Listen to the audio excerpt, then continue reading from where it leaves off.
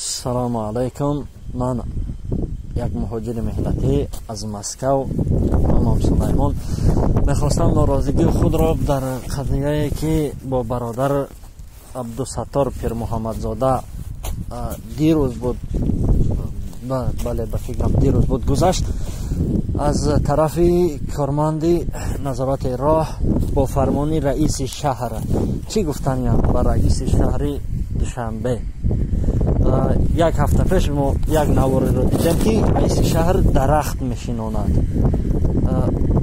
خطاب به این رئیس شهر، رئیس شهر، برای مردم این درخت و این رقص و بازی های شما 100 سال در کار نیست.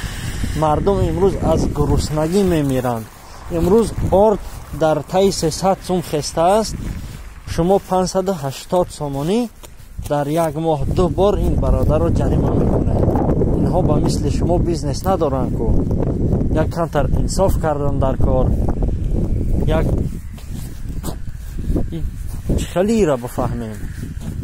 شما روز به روز با عدم دیدید که زندگی مردم خوب می شود، اما برعکس چون ما میبینیم روز به روز زندگی مردم بدتر و بدتر شده ایستادند، اما شکم های شما روز به روز دمتر و دمتر می شود. این رو چه خیلی بفهمیم.